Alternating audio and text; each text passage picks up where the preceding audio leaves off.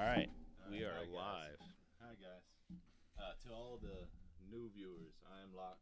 and I'm Noon. We're here to save the universe. That's right.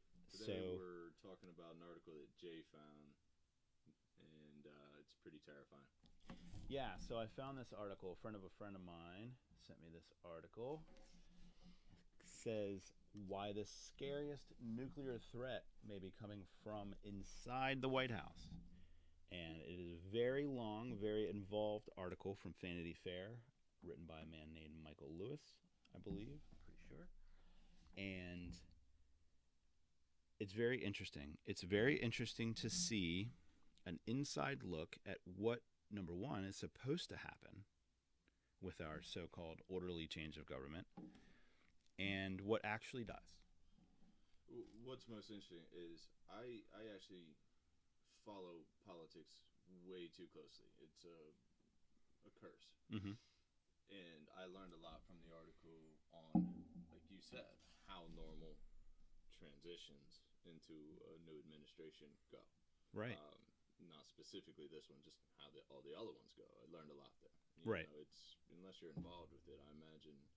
Yeah, unless you're really the kind, and I don't even think, unless you're directly involved with it, you don't really kind of have an idea. I mean, I have a lot of friends who work in the federal government, and I know from their perspective that they have no idea that this stuff's going on. That some of the only the people that are really in the higher echelons would understand what the transition team's all about and how that transition happens. And it's kind of one of those well-kept secrets from just the guys on the lower levels. What I can tell you, what they noticed, is that there's not a whole lot happening within the agencies that I know of in the federal government, and that covers two or three. Yeah, and we're specifically talking about currently this current administration. Oh yeah, this is happening right now. This is it's a pretty serious issue, and especially for the Department of Energy.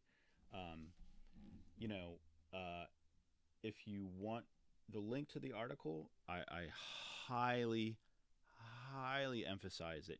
This is something that everyone should read. Uh, I'll put the link in the description. Um, it's long.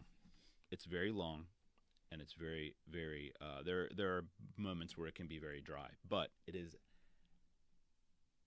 required reading. It's something that we all should know. But I just it makes sense to me because of personal experience that this is not just happening at the DOE, but that this is happening throughout Right. the bureaucracy. Um, and what's so scary about the DOE, and again, something else I learned from the article, is how many pies the DOE has their hands in, Oh yeah, and how crucially important they are from a national security standpoint. One of the big takeaways from the article for me is one of the only appointees in the DOE right now is the guy who couldn't even remember the name of the the fact, department right? The fact that he when wanted was to. claiming he He's was in going fact to end it. right. He is in fact in charge of the department. Right. Secretary of Energy Rick Perry, Yeah. former governor from Texas, not the sharpest tool in the shed. No, and best I can tell, knows about the same amount about the DOE now as he did back then. He couldn't even remember the name of it, Yeah, and then later admitted he knew pretty much nothing about it. yeah. Is in charge of it now, Mm-hmm. and still knows nothing about it. Right. So here's the question in my mind, right? So you've got these people, and you've got someone that Trump has appointed his Secretary of Energy. And if they're not transitioning, if they're not bringing people in to take over the political appointee jobs that people have left, then what exactly are they doing? Right. We're paying these people to do a job. Uh, you and I mean, I pay taxes, you pay taxes. I would imagine most of the people who are looking at this video or listening to this podcast pay taxes. So all of us have a stake in what these people are doing. It's upsetting to me that they're talking about cutting funding to ARPA-E, which is the civilian side of DARPA, the Defense Advanced Research Projects Administration, right? These are the guys who make laser weapons and photon cannons and do the crazy shit that no one in private industry will fund. Right. And to be honest, I would rather see my money get poured into ARPA-E by the billions than into the defense industry, because the defense industry is notoriously bad at managing their money. If you give these scientists this amount of money, the amount of money that the CIA probably loses in a year, just misplaces. If you were to give them that as funding, they could change the world.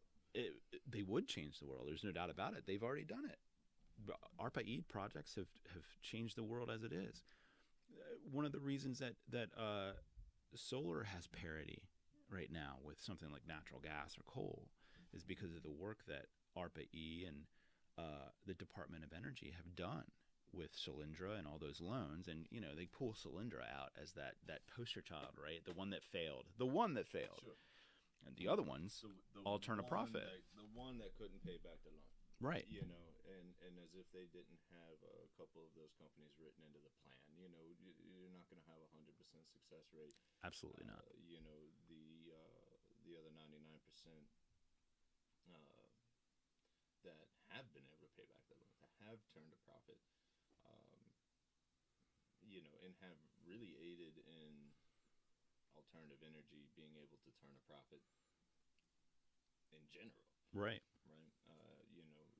Which was a big argument.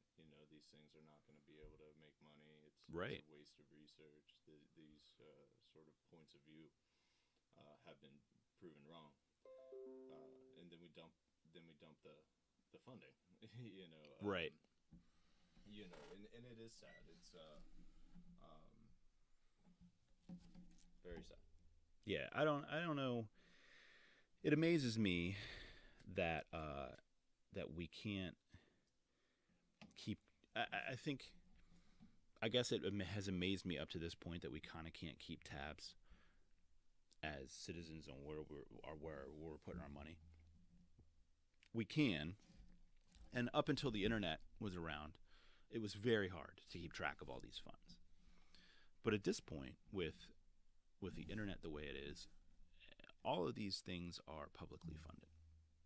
And you can see where all of this money and these loans are going. And you can see, everyone has access to the information to see how successful some of these programs are and how much good they do for not only just us as Americans, but generally the world. And to approach that with the amount of ignorance that our current administration has really, really upsets me. The gorilla in the room is Donald Trump, obviously. I was willing to give the guy a shot, right? Because he was elected. So that's how it works. You give the guy who got elected a shot, because obviously there were people who voted for him. Right. Now, he wasn't my choice, but my choice wasn't Hillary Clinton either. I threw my vote away on Gary Johnson with a very clear conscience, but I was willing to at least entertain the idea that something would happen. Like, even bad stuff would happen. I was hoping, I suppose, in the back of my mind, I also, by the way, put in what I knew was a protest vote, right, on Gary Johnson. Mm-hmm. So it's interesting you say that. And I've gotten some flack for that. Why absolutely. I again, I knew it was a protest vote, and I Mm-hmm. stood in line at the polls, and I placed it. Right. Yeah. You know, the hope in in the back of my mind, um, the very small sliver of it was Mm-hmm. that I don't have to like him. I don't have to uh, I don't have to believe in his morals. I don't if maybe he's what the country could use right now. Well, I was very wrong. well. Here's the thing. But He's what a lot of people, right, thought the country could use. Because whether you want to call the election into question, or whether there were irregularities or not, there were a great many people who did vote for him, just as there were a great many people who voted for Hillary Clinton. And I think because the election was so close, and because there's these two mammoth groups on either side, and both sides during the election were whipping up their sides into a frenzy. right. And so the next morning after the election, when I saw and I have a theory, and we'll get into it in a minute, but that next morning when I saw, and I know this is, old news, it's July, but we had the election in November, but I'll never forget the stunned look on all of the pundits' faces, like, how the hell did this happen, right? And it amuses me to no end, because when you are whipping these people up into a frenzy, and you are not only getting your side on your side, but you're turning them against the others. And so when you do that, you alienate people, because you're going to say any kind of identity politics, and identity politics is just a really disgusting thing as far as I'm concerned. But it has become a very fashionable thing to do right now. When you do that, and when you separate people like that, there's always going to be somebody on the outside. And when you alienate half of the country, you're going to receive a backlash. Right. When you're telling people that they're nothing but, they like their Bibles and their guns, right? Yeah. Calling people deplorables, or calling people nasty women, or whatever side you're slinging mud from, everybody fucking gets dirty. Right. So when the riots happened, and when these people go ballistic after the election saying, "Not my president," and there were these stunned looks of dismay on the politicians' faces, like, why are they breaking shit? Well, because you spun them up into a frenzy for a year and a half, and those emotions don't just go away overnight. Oh, we lost. We're gonna walk away home and just give up. What's interesting, I remember watching the final numbers come in, and I had rug burn on my chin for how hard my jaw hit the floor. I mean, I was standing in my bedroom, pacing back and forth as these numbers are coming in. Yep. And when it happened, I mean, my jaw hit the floor. Yeah. I just sat silent. But here's the thing. This article is, it's easy to say, I don't like Trump. I don't like the words he says. I don't like how he attacks people. These are the easy things. These are also the things that get reported on. Yeah. This article is what bothers me about the administration. Not the tweets, the words, all of that immature, silly stuff. It's saddening. It's embarrassing. It's whatever. Right. This is scary because it this is. Unprofessionalism. This is the proof in the pudding that he just wanted to win. Right? Dude, I don't even think that was it. I don't think that was it. He was going to, but no. Well, all right. And here's my argument for it. Right. I always look at what people do rather than what they say. And I didn't stay awake for the election. I just I couldn't handle it anymore. I was just like, fuck it, I'm just going to sleep, because I just can't. I just can't do it. I can't watch them call the election before it happens and try to steer people and whatever. Yeah. It was just I just couldn't deal that night. I was just not enough of me to sit there and watch the people talk about the same shit over and over and over for hours. So when I woke up in the morning and Donald Trump had won the election, I went back and I looked at the footage of their acceptance, of his acceptance and her, what's the word? What did she concede? Her concession and his acceptance. And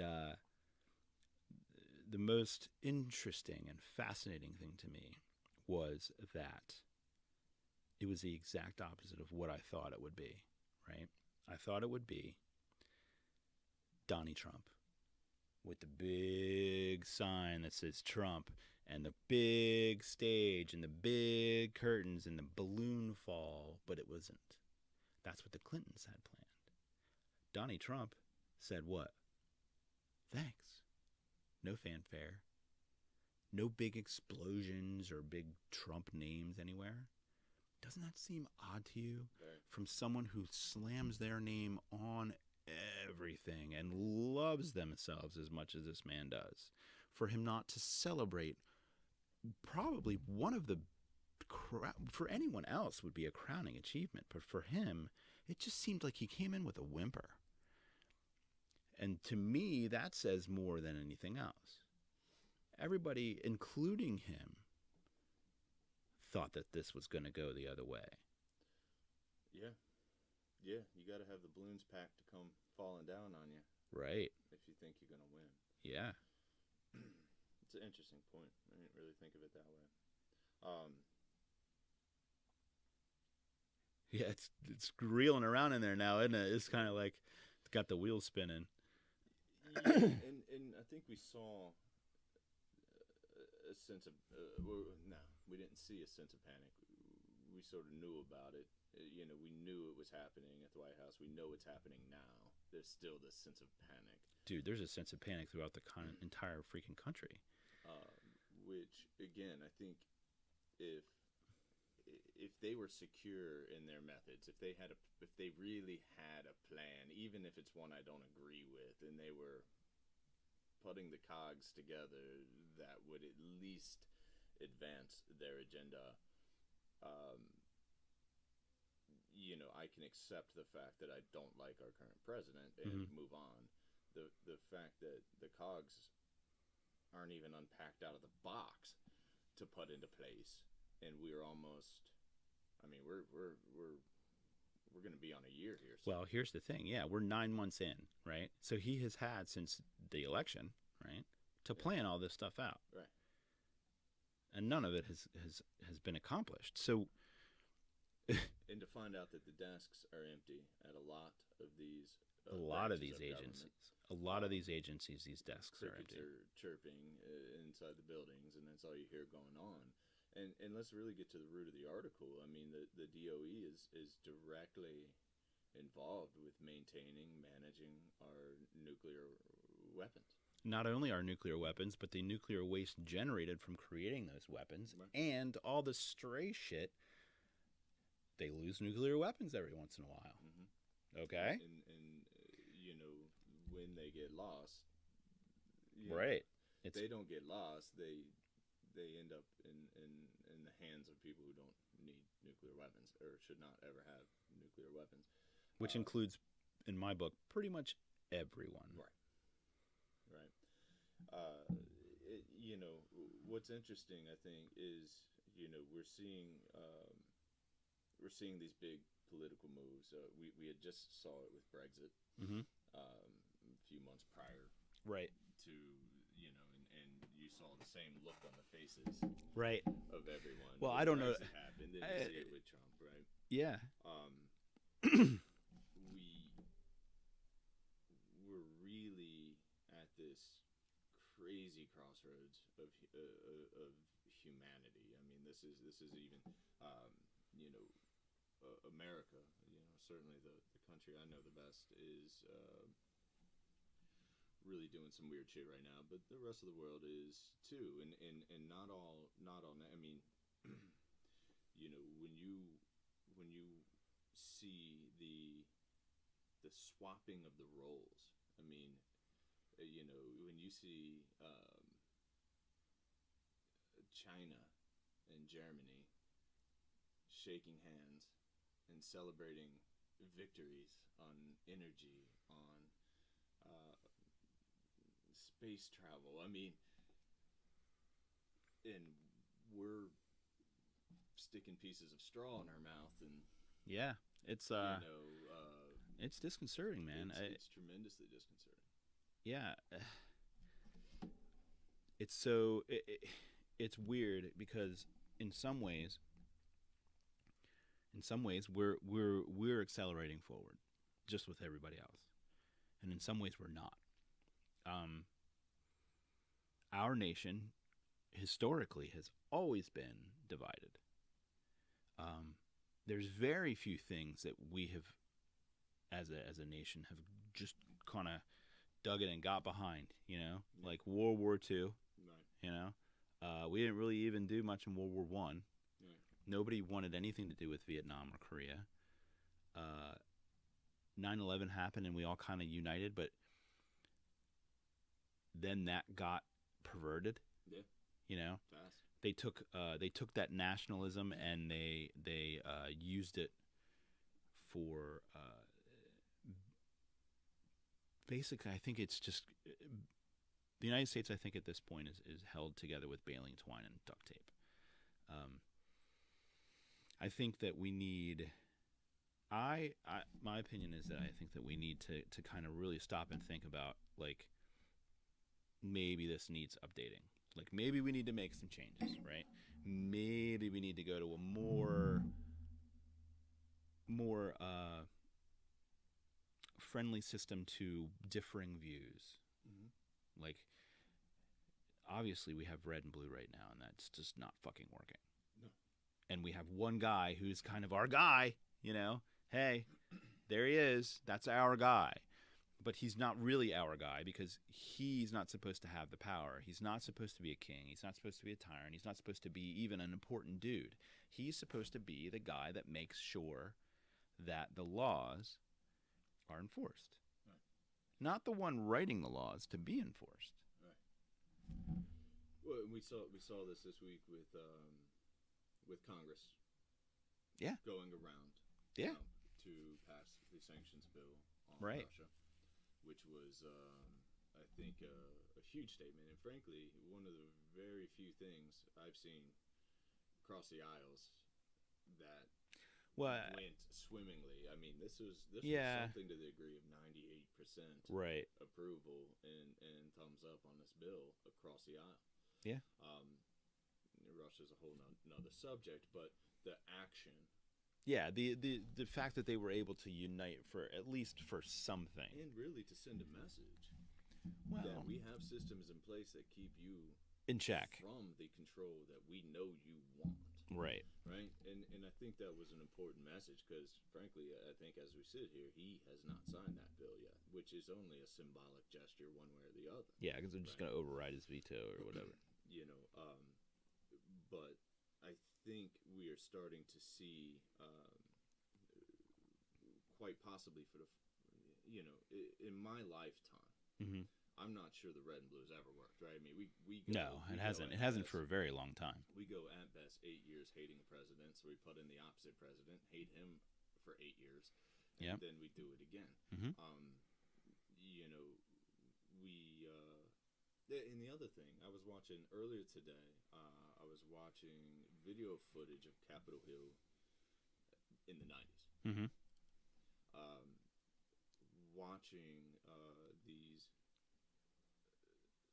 some of these guys retired now, some of these guys are still there, they just look older. Right. You see these guys standing up, slamming their fists down, passionately arguing about their point, their side, and where they want to go, right? Right. You look at footage of Capitol Hill now, I mean, it is a bunch of men and women kicking back. There's nothing going on. It's almost like we've run out of real problems, so we've started creating for ones for ourselves. I think that that's happening in quite a few areas. Like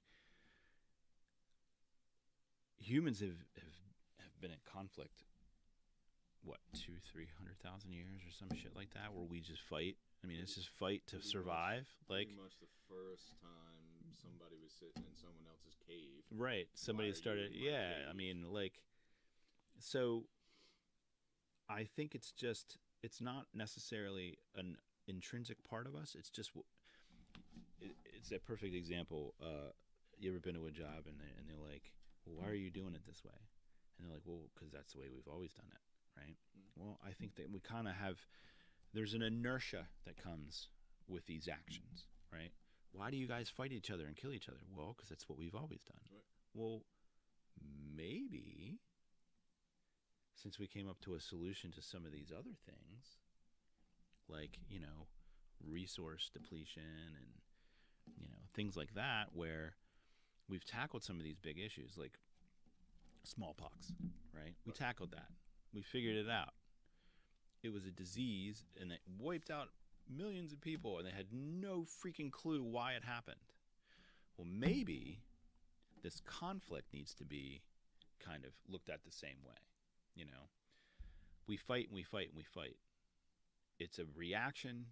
It's an action-reaction problem all the time. Somebody at some point has to stop and say, all right, look, you know what? Forget it. I'm just not going to fight you anymore. I'm not going to fucking fight you anymore.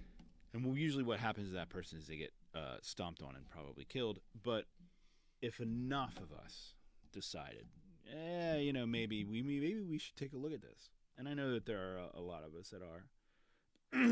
But the problem is that we aren't electing new people to come in and change the ideas.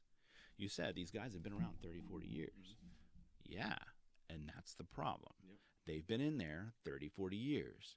What happens to you when you work at a job for 30 or 40 years? You get very complacent. Yeah, disenfranchised, defeated. And especially in a fucking meat grinder like Washington, D.C., where you're in there and you're constantly pushing. So I think, I mean, and you're right, you know, and certainly, you know, we have term limits on presidents for a reason. We also don't have term limits on members of Congress for a reason. The reason is members of Congress don't want to lose their job, so they would never vote a bill that would require a term limit on their own existence. That's right. Right? So, you know, these men and women in Congress, I mean, what system is in place to keep them in check, right? Because as of now, it's red and blue, and, you know, you watch these votes go down. They need 51 votes. They get 49, and these things happen. You know, it is a system, but it's the system they've developed. It's one they've cultured, and it's also one they think they can predict, mm-hmm. right? You know, these old ways, these old politicians, you know, they have to at some point make a decision to vote in a new way of doing things, which I just don't see happening. Well, I think that we have to take some responsibility for this too. Not me and you personally necessarily, but just the citizenry, right? If you want a new senator, or you don't like the one that you have, right? You vote anti-incumbent. The anti-incumbent ticket, right? Where I don't care. You've been there for 10 years. That's enough. Time to go. Mm-hmm. That's what I do. That's what I've voted. Most of my history is anti-incumbent, because I think that the churn causes more to happen than anything else does.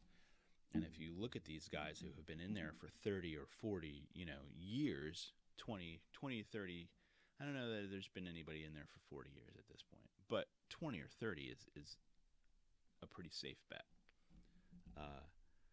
They've just gathered so much momentum and so much inertia that it's hard to get them to move in new directions. Just to run against them is fighting a juggernaut. I mean, that's true, and I think it's easier than it used to be, because I think that there have been some social media like grassroots movements to try to get people elected in like, you know, the state level. And information moves faster, and, right? And you know, young politicians can gain a lot of momentum heading into a campaign, and, right? And all of this stuff. But you know, the problem with the two-party system is if you're voting incumbent all the time, you're also voting in an opposite direction most of the time on ideology and things that you believe in. Right. When you have, say, Bernie Sanders as your incumbent. Yeah, well, I mean, I haven't had a lot of good choices, man. Right. If I had a choice that I actually like agreed with, then I would definitely go with that person. But so my thought was, you know, I mean, first and foremost, there is a natural order of things because we haven't quite figured out how to stop aging yet. So a lot of these guys and girls that are, of course, most of the old ones are guys because girls weren't. That's just how it works, right? Are going to die, and I don't wish that death upon them. But right. They're going to be replaced. Now, who they get replaced? But see, that's the question, right? My thought was, you know, what would happen if we broke down the old money, the old Republican Democrat money that goes into these? Because I mean, you can easily blame the DNC for Trump being there too. Oh, absolutely. Had they have seen, I mean, they had the most exciting candidate that you know, I mean, that they had ever had. Here's the thing: they put their money into Clinton. The sweet baby Jesus himself would have to come down and tell me that this decision wasn't made back in 2008 when Barack Obama was picked as the Democratic candidate. You know, they said, all right, we got Barack, we got a woman and an African American guy. Yep. Right? Who has the best shot?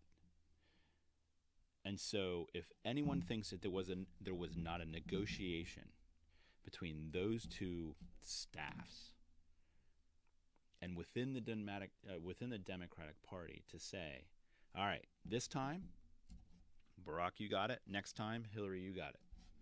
And then Bernie comes in and tries to wreck the whole apple cart, their little plan of world domination for the next literally 16 years, right? So as far as they were concerned, they had it locked up for the next, lifetime, or this next generation, right? It would be the Democratic generation. It would be 16 years of straight Democrat. And which in itself would be an anomaly. I mean, it would be an anomaly. It doesn't happen very often.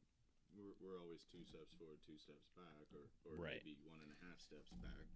But had they let things go in the direction that they were headed naturally, had they not decided before the election, before the election cycle had even started, had they not decided that Hillary Clinton was their candidate, they might have actually had a fucking shot. Yeah.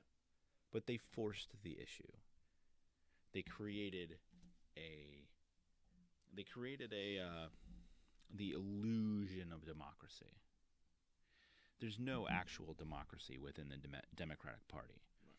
Right. If you're a Democrat, ask them to get rid of superdelegates, make it imperative, make it an absolute priority, because that is what the problem is. As long as superdelegates exist, as long as a system like that exists, you cannot call it democratic, because when all animals are equal, right? Some are more equal than others. Yeah, the superdelegate system is an interesting system, and it's also one that a lot of people that pay taxes and show up at those polls don't even understand. But you're right. I mean, all of it is wrong. It's it's a staged event. It's a, it recently has become very reality showish, but Absolutely. it's about as real as any show is. And I had made the argument during the campaigning last year that um, some some new thoughts could be injected into our system. Now it would be highly frowned upon by everyone in the system. So this is where it gets broken down. But Right. to take the money out, to stop, to make it actually illegal to grandstand. Have a standardized system for these candidates to stand on stage and put their points of view across. Mm-hmm. Um, to remove if You got to remove the barriers, is what you're saying. we are spending. I mean, between most candidates for presidency, I mean, we're $600 million by the time one of them gets picked has been spent on either fluffing their candidate or defluffing their The other rival, candidate, right? right? So much money, right? If you want to spend money on your campaign, it is I would love to see it illegal to do so on one of these manners. Putting money into your country, donating to an organization, a cause. If you really want to say, hey, look what we did, and Right. this is why we should be president, because we just gave $200 million to Children's Education Group X, Yeah. right? Instead of $200 million on a slam ad that makes everyone nauseous when they watch it. But These are not people who are concerned with the well-being of others. Large political donors, I would venture to say that a good many of them are not necessarily concerned with the well-being of the average citizen. They are concerned with the interests that they represent, because anyone with a significant amount of money that is donating that significant of amount of money wants something for it. Sure. And we'll get something for it. Well, I mean, they had the spreadsheet. Did you read the spreadsheet during the election? Mm-mm. So right before the election, the pay-to-play spreadsheet came out. So, it's very clear who gets what and how much those offices cost. It's all laid out. It's obvious. It's obvious that there's corruption. There's always going to be corruption. You're not going to get money out of politics. You're just not. It's just not going to happen. You're going to obfuscate it somehow, right? They're going to send it through right now they're sending it through super PACs, right? And so they'll crack down on super PACs, and they'll shift this way, and they'll launder it some other. There will always be a means to launder money. So while I applaud the goal of getting money out of politics, I am not naive enough to think that it is something that will or can ever happen. There will always be powerful people with money willing to pay someone else. Right. And if you keep them from funding an ad, they're going to cry First Amendment anyways, right? I can use my money, I can buy my ad, and I can say what I want. Right. So really, what we can hope for is with there's a lot of young minds right now. Absolutely. That are feeling naturally a little more global than nationalist, and really disgusted by our government. So we may see a natural change over time anyways. So to maybe what we'll see, since we can't make it illegal, maybe we can make it just in really poor taste. Yeah, I mean that Maybe I like attitude that idea of changes. a cultural shift of Mhm. of saying, yeah, you know what? These guys are obviously paying our government to vote a certain way. How gauche is that, right? It's gross. Yeah, very much. To begin with. I mean, it really is it's a pretty shitty thing, right? I'm going to put because I have money, I'm going to make sure that my interests are served before anyone else's. It's a very selfish and self-centered thing to do. And I mean, that's obvious to people like you and me, and probably to the audience that is generated. But you're not going to get rid of those people. They're always going to be there.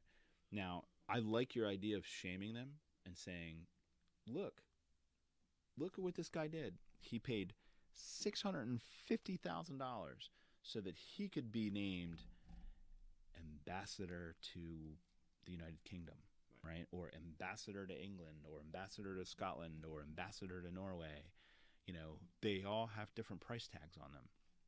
And I think that bringing that out into the open where everyone can see it, say, look, this is the political donation he made, and this is the office he currently holds. I think that there has been some of that work done where people are really trying to get that information out there now, and I really applaud that effort. So if you're working on that, keep working on it, because I love it. But I don't think enough people know yet. Right. And I think once we get to that point, what you're saying, it will probably be very close to what happens. It'll be culturally unacceptable. It'll be in poor taste. Yeah. Well, and I think being a perpetual optimist that I am, trying to find a silver lining in everything, it could be that this disaster of an administration ends up being a good thing going forward. I think it will engage more people next time. I think it will also be a glaring example of what we should never do again. Yeah. As a nation. But see, that lesson can be a good thing or a bad thing, right?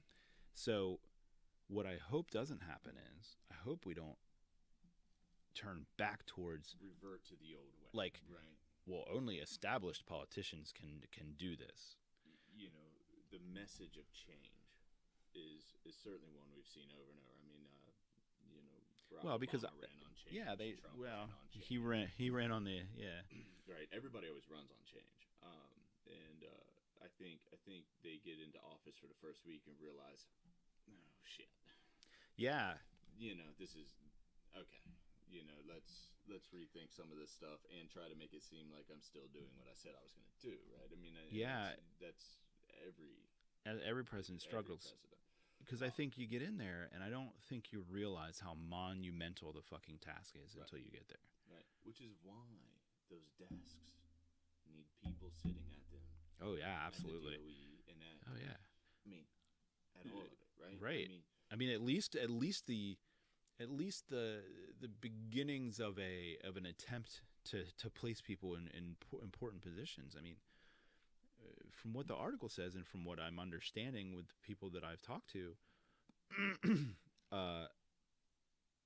it's not even that they're trying to find people. It's just that it isn't even a priority. It's just there's some people that have been thrown at it that are completely incompetent, and they're like, oh, okay, good, it's taken care of. But it's not taken care of. You've basically given an AK-47 to a chimpanzee and said, hey man, go nuts. Right, and in this case, the AK-47 has consequences. Right, it's a consequences for everyone. You know. I have a client, ex-Navy chief, very very honorable guy, very very served our country very very well. Still does. Private contractor now. Mm-hmm. In cyber security, specifically as it pertains to other nations, right? Mm-hmm.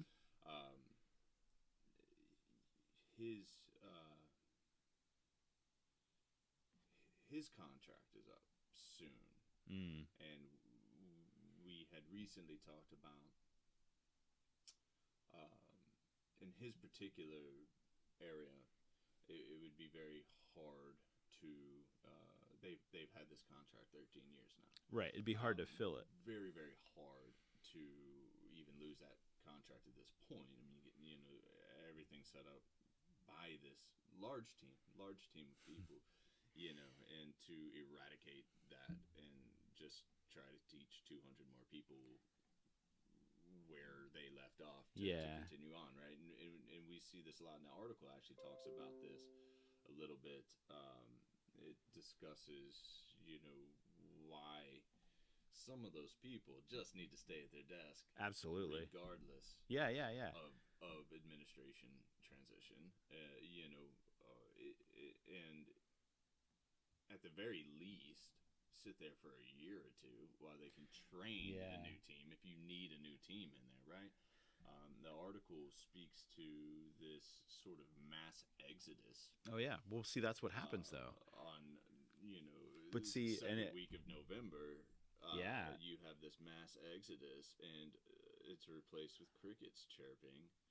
Well, what happens is so that period of time between the election and January 22nd, when he's actually sworn in, that is supposed to be the transitional period, right? So that is supposed to be when all these new faces show up. And like it said in the article, they were there with binders ready to go to brief the new people coming in, and no one showed up. And I imagine, and I'm not really imagining, but I mean, I do know that in more than one agency, those binders were ready and no one showed. And it's not just the Department of Energy. The Department of Energy is probably the most important one where no one has shown up. But there have been others that are arguably important, not quite as important. I don't know that there's one that's important. After reading that article and realizing what the Department of Energy does and just even kind of like the general idea of some of the stuff that they're responsible for, I'd have to say that this is one of those priorities that needs to be taken care of immediately. They do some pretty fucking important shit. Yeah. So you need somebody in there right now. You needed somebody in there back in December to make this shit happen. And to the audience, just to reiterate, read the article. I'm getting thirsty, so I'm going to grab us some water. Sounds good. Read the article.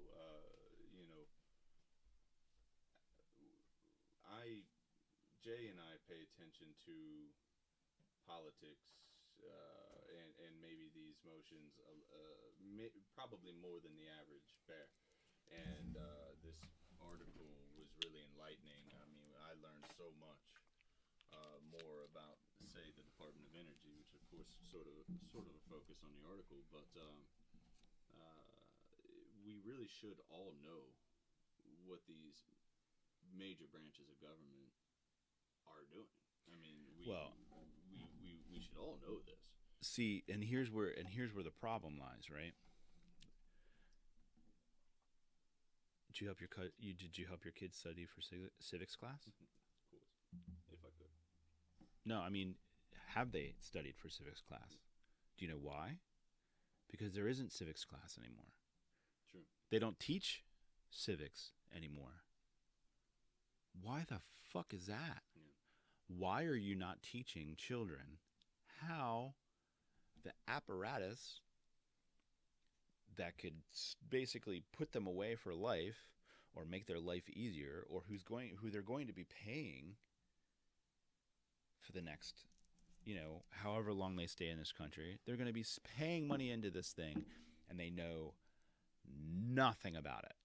Nothing, because no school teaches civics anymore.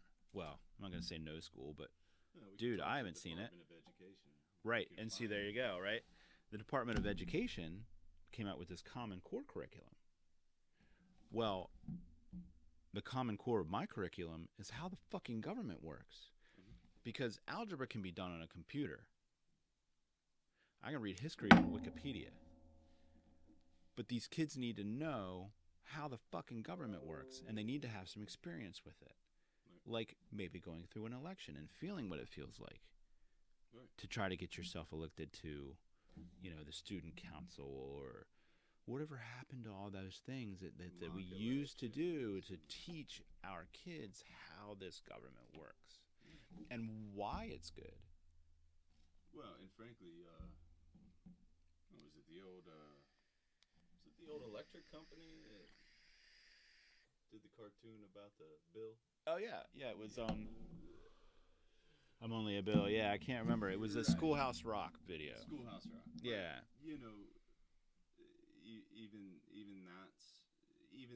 those attempts. Well, I mean, at least they were on TV. Gone. Well, yeah, at least it was on TV back then. They were trying to educate kids on how this shit works. It's important. Now, in fairness, we only had 2 channels back then, and one of them probably had that dancing bill on it. But I had. Well, I mean, we had UHF too, right? So we had, people don't even know what that means when you get the dial and you go going through the black and whites. Yeah, I used to use my little sister as the remote, as the bunny ears. Oh yeah. Nope, stop, break, back to the left. Oh yeah. Yeah. Yeah, we had I remember growing up, we had a 13-inch black and white that sat up on the shelf that I used to watch, Captain Chesapeake. Which is interesting because with the information flow, with having 2,000 channels, which you have access to absolutely anything you want to know about at the touch of a button these days, and we seem to know a lot less. Well, because the orgy-porgy's on the screen, right? When there's so much data, right, you can only absorb so much. You can only absorb so much data in one day. And if you have the ability to choose the data that you consume, you're not going to go after the things that make you uncomfortable. Sure. Yeah, or You're simply in the mind of a child who is missing the introductory civics lessons, even if they're not being taught in school, the access to the information is there, all around them. I mean, frankly, it's boring.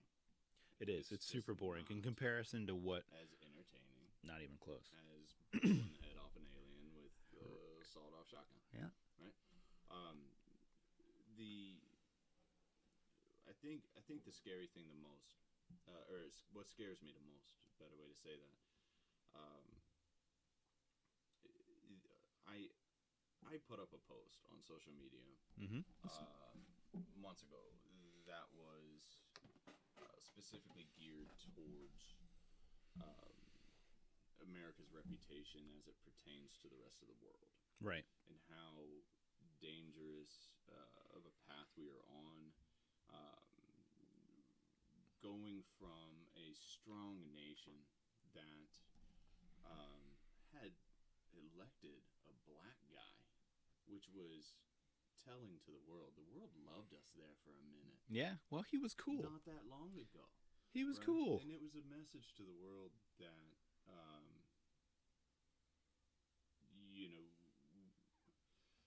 that we were at least changing. We're going in the right direction. Right. Yeah. Fast forward not that far to present day, and we are a joke, right? And that's embarrassing as a citizen, but it's dangerous as a nation. Mm-hmm. When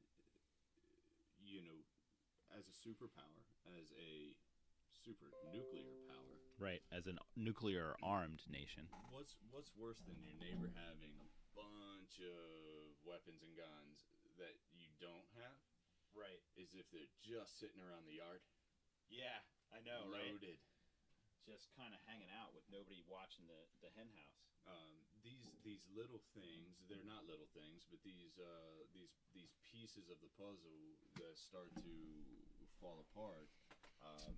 We're already seeing it. We're not even a year into this administration, and we are not even considered a player because we're just too reckless and dangerous right now. I don't think this will go on much longer, to be honest. I think that at some point, everybody's sense of self-preservation is going to kick in, and there's going to be calls for impeachment. I think Congress. I think Congress, of course, are the ones that have to make that decision. They have to vote that, and I think we're starting to see,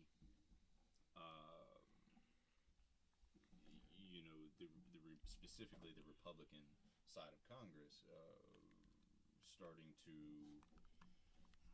have some aha moments here, and I think they're starting to talk privately about absolutely all of this, and I think it's why, um, you know, we're everyone's there's a lot of people calling for impeachment, right? We're not there yet. Um, I think it will become a much louder calling over the next few months. Whether it happens or not, I think I feel at least safe that with such a small percentage, they did a poll this week. Uh, they put 4 world leaders into this poll. Mm-hmm. The question was, this was a nonpartisan poll. This was middle ground stuff, right? This wasn't Democratic poll. This wasn't. They put up Donald Trump versus Vladimir Putin, Mm-hmm. Angela Merkel. Mm-hmm. There was a fourth one. The question was, who do you trust to do the right thing in any situation? It was a generic question. Mm-hmm.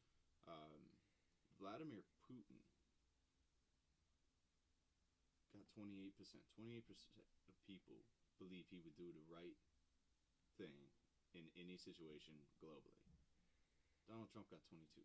Mm-hmm. Yeah, so like the world looks at Vladimir. The point being that the world looks at Vladimir Putin as a little bit more trustworthy than Donald Trump. Correct. I mean, yeah. This is which, by the way, also Angela Merkel did very well in the poll. Oh, I'm sure she did. She's a superstar right now. Oh, I'm sure. And let's look at how she got there. I mean, not too specifically, but Germany just amped up their alternative energy research. They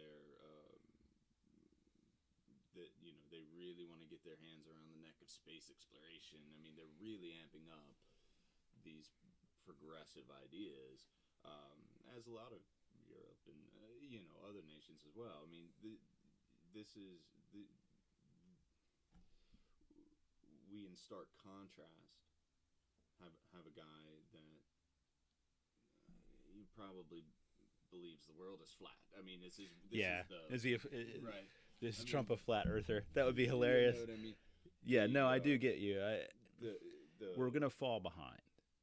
I believe he's even on record questioning the moon landing, 1969. Is he really? I believe so. I don't know. I don't want to go on record saying that, but yeah, I believe that it would not surprise you. I actually saw a clip of this. Right. Already. But look, maybe that's,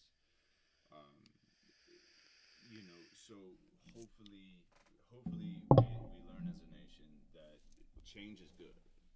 Some change, just that's too much change, right? We need to.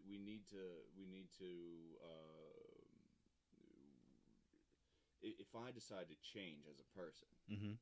and become so self-centered and introverted that I spend all of my time in my closet complimenting myself, mm-hmm. it's just change. Yeah, it's not going to be good for my existence or my life or my career or my ability to socialize with anybody, right?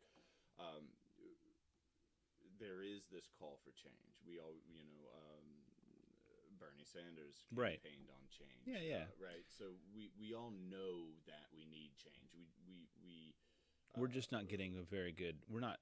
Look, man, when you've been eating French fries after French fry after French fry, and you look at the menu, and the only thing on the menu is French fries, but they're just cut differently. You got to choose between curly waffle and shoestring.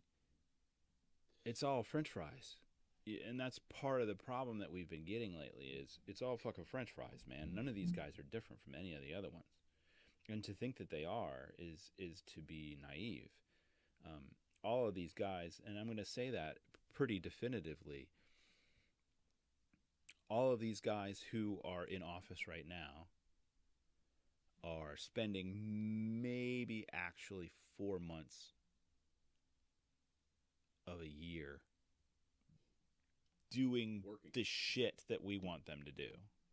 And not even the shit that we want them to do, but the shit that the people who are actually paying them want them to do. When you look at the bills passed over the past, few years, an astounding number of them are for their own raises. Oh, absolutely. Right? It's all it's all smoke and mirrors. I mean, right. this machine has been literally running on inertia for the last what? So you look at the 2000 election, and that was a close one, right? I guess for me it's not hard, but for other people it is to remember what things were like right before that election and how divided our nation was even back in 1999 when the election for between George W. Bush and Al Gore was happening. And they had all the hullabaloo in Florida with the hanging chads and all that fucking nonsense. Right. We were so divided back then that states were talking about seceding, and there was a lot of talk about, Texas is going to go on its own way, and California is going to go its own way. And I think what's fascinating about that is that no one really remembers what that shit was like, because there's like a stopping point in everyone's memory. It's almost like 9/11 just made this hard chop between what came before and what came after, right? And like there's those moments that come in with a bang, and the other ones that come in with a whimper. But just because it comes in with a bang or with a whimper doesn't mean that the impact is not going to be felt. The election that just happened, a couple months ago. My initial reaction was I woke up in the morning and I got up and I turned the TV on and I looked at it and I just laughed. I laughed for two reasons. I laughed at the complete and utter absurdity of the whole fucking deal. But I also laughed because, at least to me, it proved that the system isn't unrepairably broken. Donald Trump was not supposed to be the president. I think if there's any doubt in your mind on that, there shouldn't be. If you go back and you look at how things went down, I'm not even going to enter into the whole Russia came in and fucked with the election thing, because I personally haven't seen definitive proof presented either way. No, we own this one. Yeah, I mean, fuck it. You're just going to have to accept it. I mean, it's over. It's done with. This guy's in, and he's not coming out anytime soon. We can't just say, well, the election was fixed, so it's all off. I mean, it's too late for that shit. So just put it in the back of your mind and stop fucking worrying about it, because it's relatively immaterial right now. Okay? On the list of priorities of things that need to get done, right? The list of shit that needs to happen right now. The shit that needs to happen right now is everybody needs to just stand up, pitch in, and get this shit taken care of that needs to get taken care of. I don't care if you're a Republican or a Democrat, if you work for Nest, right? The guys who go after the nuclear weapons, right? I'll tell you what, I was in the military, you were in the military. Nobody gives a shit about that stuff when you're out running around in combat boots or dungarees and you're on a ship or you're out on a plane. Or nobody fucking cares about that stuff. You know what they care about? They care about making it through the day, right? So let's care about making it through the day. Let's make sure that these nasty fucking disgusting weapons that we've made don't completely eradicate us. How about we concentrate on that first?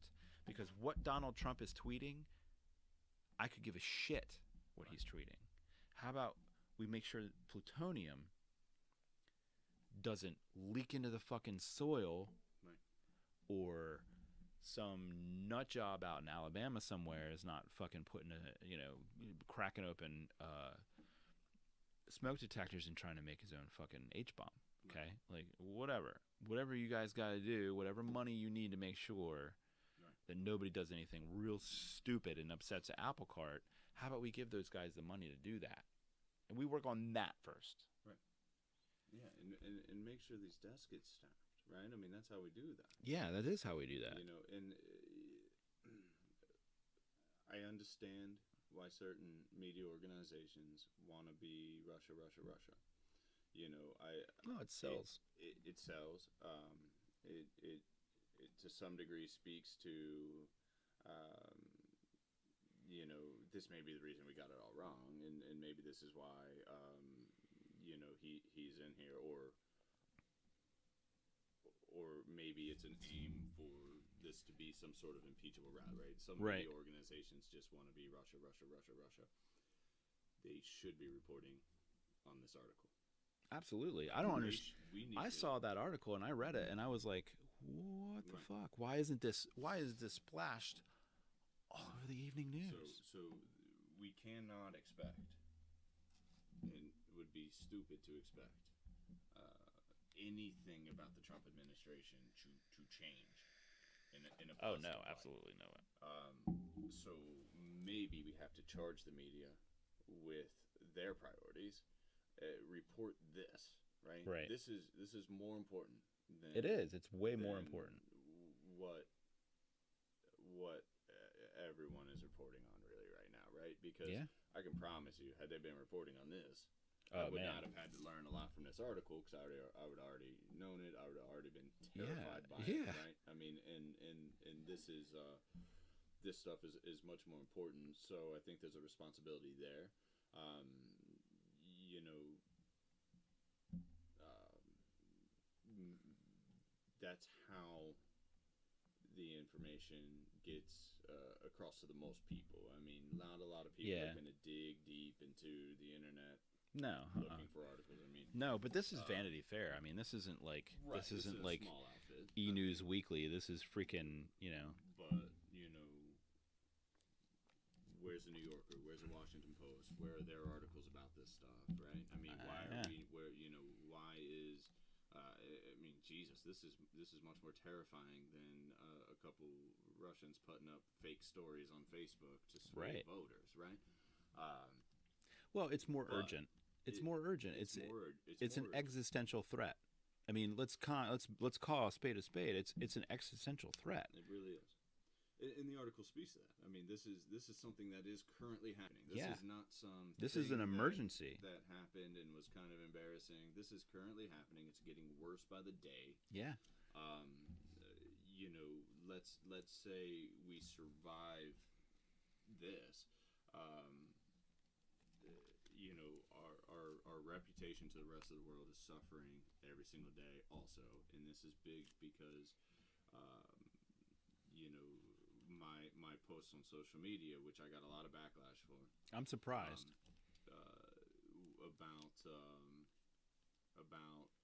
So this was a few months ago, and I posted specifically. It was a little zeitgeist. It was a little bit.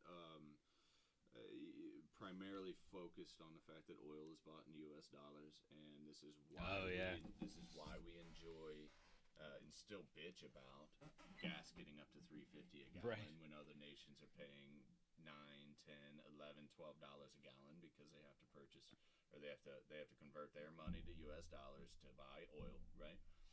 The reason this exists is two reasons. One, the the pile of gold we may or may not have in the Federal Reserve. Right. And that may or may not exist. And our reputation as being a responsible world power. Oh, that's already gone, dude.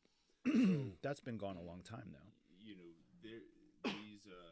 these arguments that I make, that you make, that everyone wants to have right now, this isn't about a guy that we don't like being in office. This is not about a guy that makes my skin crawl every time he opens his fucking mouth. This isn't about that. This is about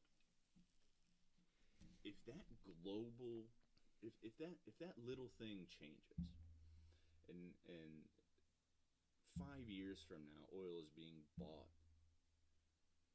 in another currency because we have just lost our opportunity, we blew it, and our gas goes up to $9-10 a gallon, everything will come to a screeching halt. It shuts our country down. Yeah. And then you see how fast a first world country can move down a few notches, right? We've already seen how fast our reputation can change. Honestly, I figured inertia. Right, we would at least be able to muddle through. Right, we could maybe survive a few years of this, and hopefully all awaken in time to stop that train from derailing. It's happened so fast, so fast.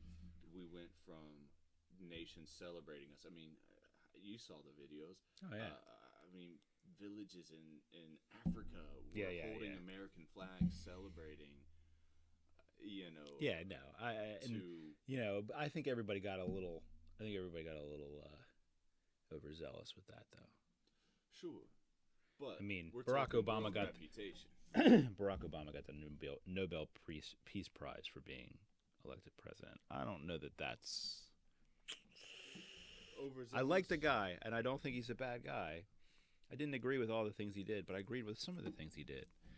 I'm not a Obama against guy, right.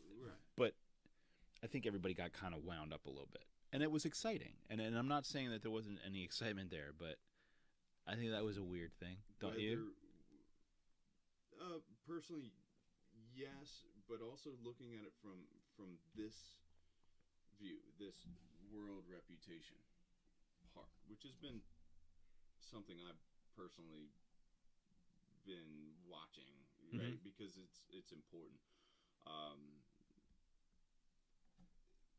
If everyone wants to be overly excited about something, they probably shouldn't be, but it's in a good way towards our nation. I get you. You don't spoil your kids' Christmas. Right. Look, when I release a piece of art, and I have a lot of people telling me how great it is, or whatever they want to tell me, right? It's or not, whatever they're doing. I'll take it. You know what I mean? Because it's good for my career. It propels me forward, right? Do I believe a word of it? Certainly not always. Right? I mean, for as far as a nation, if everyone wants to get overly excited about America doing great things, whether it's deserved or not, I'll take it, because we have been doing this for a couple hundred years this way. We still have not figured out how to make it better, but I'm also not saying that we need to just stop this whole idea of I think system. I don't think it's irreparable. But we're still on baby legs with this thing. I mean, we're talking about this is a relatively new experiment. We're competing with nations that have been doing this a lot longer. The nation thing, right? Yeah. And if we may not always agree with communism or socialism or any monarchy systems, right? But these things have existed for thousands of years, right? The reason it's so hard for them to make a change to becoming a truly democratic. Some that claim to have made that change, right? They haven't, but they claim to. It's probably just as real as our system, but there's still a lot of broken parts, and it is really, really hard to progress as a nation when every 8 years we destroy everything that we just accomplished to put in some sort of proposed better system, and then we do it again 8 years later. Yeah. And, our progress has been very slow, as far as from a government standpoint, not private sector. Private sector's doing all right. I mean, if we can convince some of them to stay in our country, then Right. that would be great. You know, we have a, you know, but this is what happens when we have a guy on record claiming it is unpatriotic to send your business elsewhere that has all of his business in elsewhere, right? I mean, Well, I mean, here, let's get back to who Donald Trump actually is, right? Who is this guy? He's a sociopath. Right. I mean, let's look at the evidence, right? Most of the guys in finance, any of those big bank, big finance, big commercial real estate guys. I'm going to bum a cigarette from you if that's all right. Thank you. Most of those guys are sociopaths. I mean, it's just one of those deals where the most successful financiers, bankers, whatever, they're on that spectrum. I'm not talking about all of them being Norman Bates, but I am saying that they are definitely on the spectrum. I mean, you can't excel at something like that and be overwhelmed with empathy. You just can't. No. And I have never seen Donald Trump exhibit empathy. No. In a true sense. Now, you know, I would have to put politicians in the category of most likely to be a sociopath also. You can't get ahead in that environment. And this is speaking from personal experience, that you can't get ahead in that environment without having a little bit of that sociopath in you. Now, that being said, I'm not saying that him being a sociopath makes him evil or bad or anything. It's just, you're just acknowledging the fact that this guy's most likely going to exhibit these sociopathic tendencies. And then you look at the other side of the coin, right? He is someone who pushes his name on everything. The first thing he does when he buys something is label it, right? That's narcissistic behavior. Absolutely. Right? He is a sociopath who is a narcissistic sociopath. And these are just my observations and my opinions. Now, a narcissistic sociopath pointed in the right direction can do some pretty amazing things if his interests coincide with the interests of whatever. They can get things done. Now, I think that the problem with Donald Trump is that we elected a narcissistic sociopath to office, and none of us really know what he's trying to accomplish, what his end goal is, right? Because people like him have a goal. They have goals. They have plans. They have things that they want to put in motion, because all of us do. All of us have grand plans and things we want to put in motion, whether they be, a podcast, or whether they will be, baking a fucking cake. We all have shit that we want to do. Some people have bigger ambitions than others. My ambition is not to be president of the United States, but I don't think his was either. I think that he fell into office accidentally, never thinking that he actually had a chance. And now he has decided, well, since I'm here, I'm going to further anything I want to further. Sure. But all the rest of it can go to shit for all I care. Well, we've seen it. And he's exhibiting these behaviors.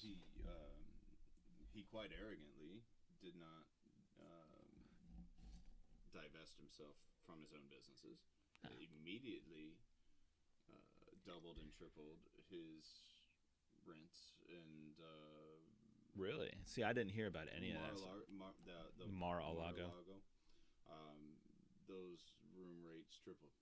Did they really? And of course his new property on Pennsylvania Avenue, um, those rates were set at one point and were doubled to tripled. So these things are. I mean, He's doing these things not even trying to hide, blatantly. right? So I have no doubt. I mean, I have my own guesses as to what his goals are, right? Because a guy who probably, like you say, didn't expect to be in office, Woefully unprepared. And knowing him the way I think I know him to some degree, I don't think he cares if he even gets impeached at some point. His property is going to stay where it's at. Let's look at his record. This is a guy who doesn't care about the things that would normally be seen as defeats to people like us. Bankruptcy. You and I see that as a defeat. I would see if I knew I had what is the number 178 current lawsuits against me. I think that would make me feel a little weird. And wouldn't that be cause? I would think, and I know for a fact that obviously felons cannot hold political office because they can't vote and they can't hold political office. But if you have someone who has a track record for being in court quite a bit, being sued quite a bit, and doing some of the ridiculous things that are on record of him doing, sure. suing the douche bank. Who fucking does that? Suing them for ridiculous amounts of money on a bad deal that he made for himself. This is not a guy who looks at things the way that you and I look at them. We have empowered this class of people, and if anyone wants to think that all Americans are equal, they can go and spend some time in Los Angeles. Just go spend a minute there, and you'll see that it's not true. There is 2, 3 different classes of people.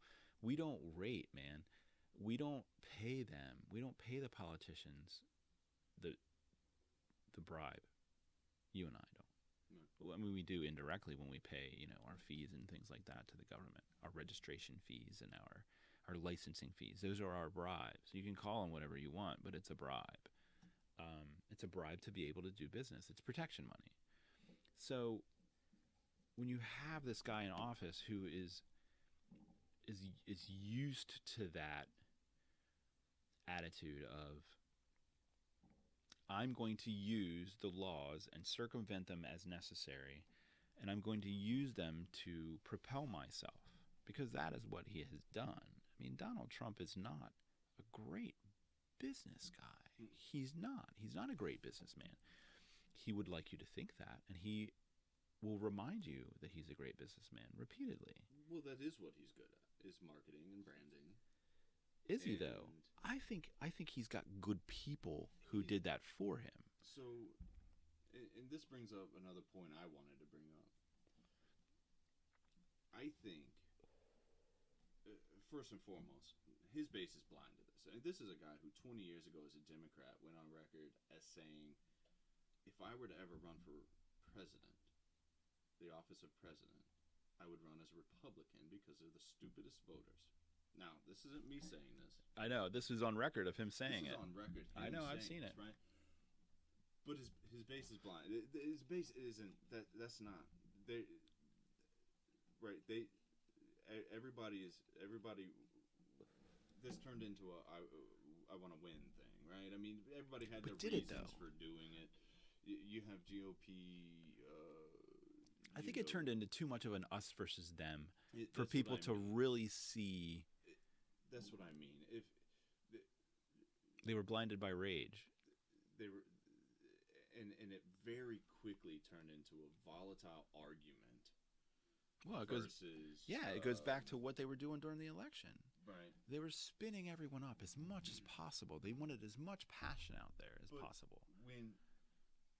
When I hear people this week say, you know, CNN, right? I don't want my lies spoon fed. They make all this stuff up. All of this stuff's made up, right? Yeah. When this base that is blinded right now, and I think the other shoe will fall at some point, and some of them will go. I think when you are told by a guy you look up to that, and we saw this with Nixon also. I mean, what was his? You know, he immediately attacked the media. Oh yeah, and got his base to disbelieve the information. You know, this is where we currently stand. I mean, there's a small support base for Trump. They are not going anywhere. There is no point in even trying to talk sense into. I think Trump's true base has been woefully misled. His demographic is an interesting demographic. There are a lot of older people who voted Republican.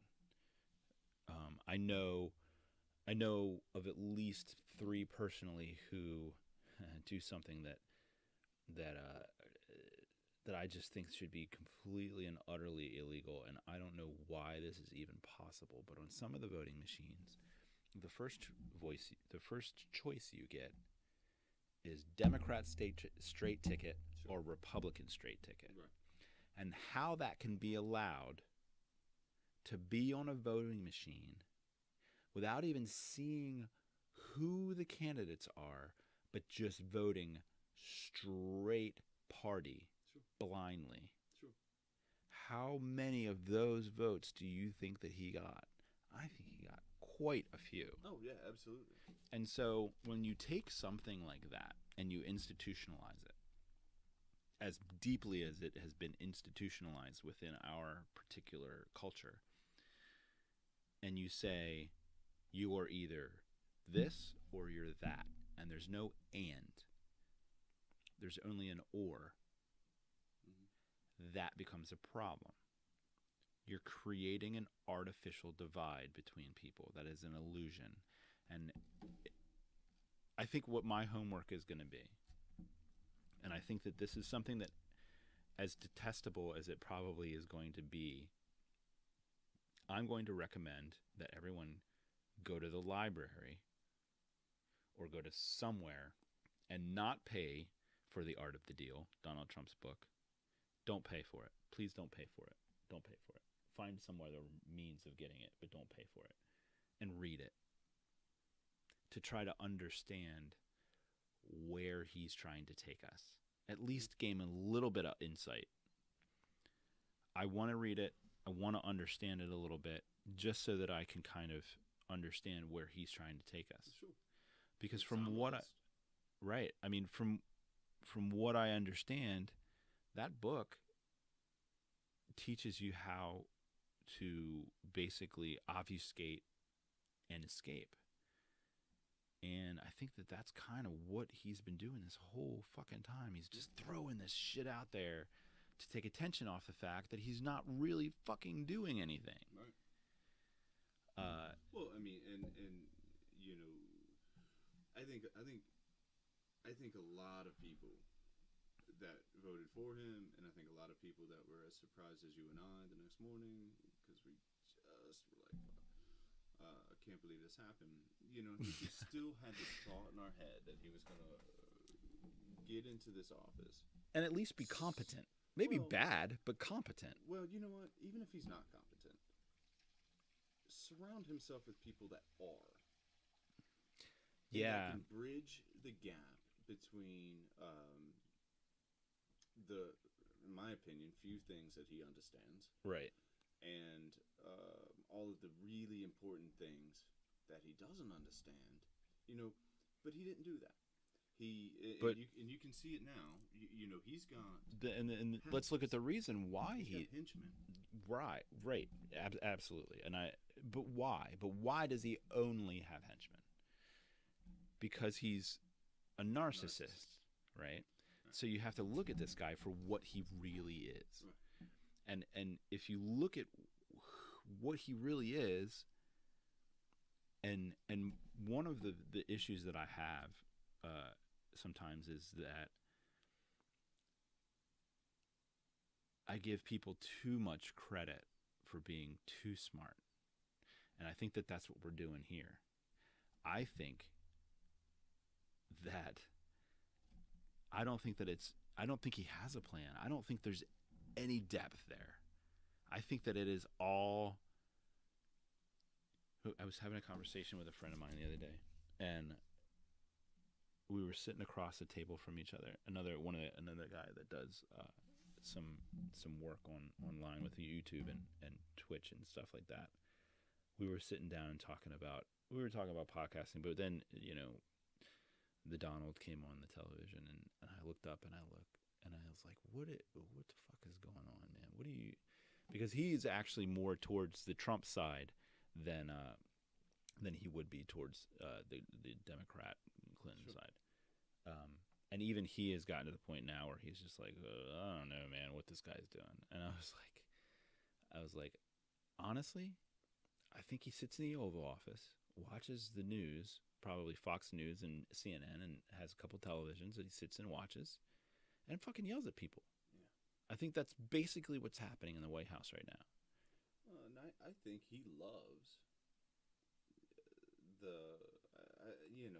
where he comes from. It's a ratings game for him still. Absolutely. This presidency is the ratings game of The Apprentice.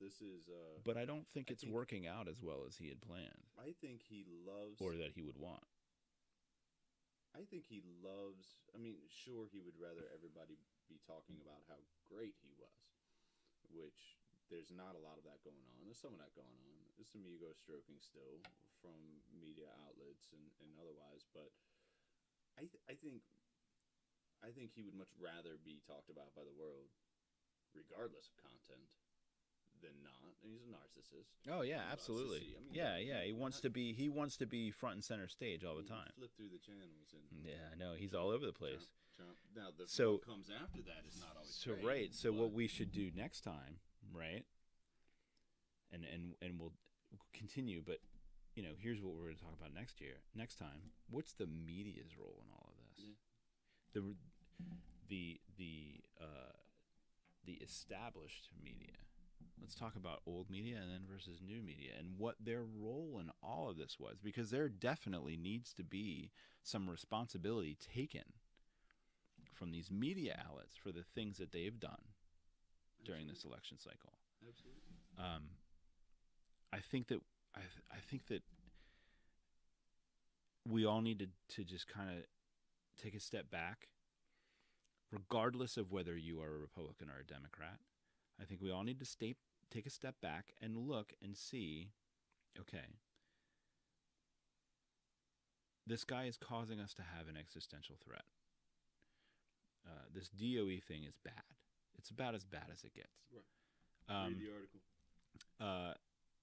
You know, knowing what I know about the internal workings of government, I have faith that the rank and file, the guys that go in and commute from wherever into DDC and have to spend an hour in the car, those guys are still doing stuff. They're still doing the things that they're supposed to be doing, and they're probably in a holding pattern. But they're doing their jobs. They really are. And what sucks about being a federal employee and being in that position is that these people are going to keep going. They're going to keep going. They're doing the same thing that they've been doing, and they're going to keep the Social Security checks flowing. They're going to keep the planes in the air.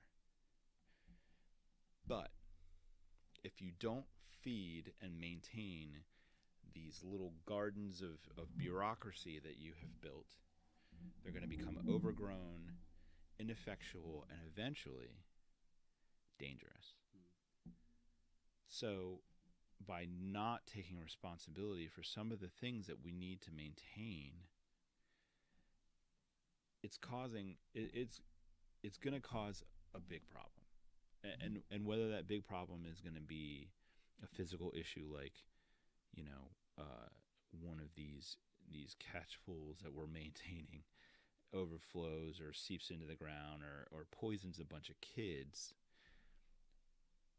What I don't want to happen is I don't want an incident like that to have to happen in order for there to be change. And that's what scares me. We just saw with Flint, Michigan. Not to bring up another subject. Oh, fuck yeah. I mean, that whole Flint, Michigan thing is just... as soon as you peel back one rotten layer of the onion, you find another rotten layer of the onion. I mean, it just goes... I mean, I think it's everywhere now. It's endemic now. Like, I think the politicians are out of control, honestly. I think we need to just take this political class that we have created and just say, you know what? Nope. Not anymore. You guys have had control long enough. You've just been fucking us for way too long. Just clean them all out. Just vote them all out. Vote them all out, and let's just start again. And really, honestly, I don't think that we really need the office of the presidency anymore. I read an article today which was very interesting that Sweden, I think, has a council of 7. One of the European, I want to say one of the Scandinavian countries, but I'm not 100% sure on that, has like a council of 7 that fulfill that kind of the same role. And for us, that's supposed to be the Supreme Court. But because it has become politicized, and because it has become a red versus blue court, and become so contentious with the political party problem, that the branches of government have been subverted by the political party process, by the existence of the political parties. I mean, we've been warned about that many times, but we've done nothing about it. But now we have to. We don't have a choice. This isn't working, obviously. And I'm hoping that it doesn't take a nuclear meltdown or some kind of incident to open everyone's eyes to the fact that it's just not functioning. Well, and I think that's why the office of president exists in our country. Is it was familiar, or we you know, it was easier for everyone to understand to have one person. Well, I mean, it was just the president.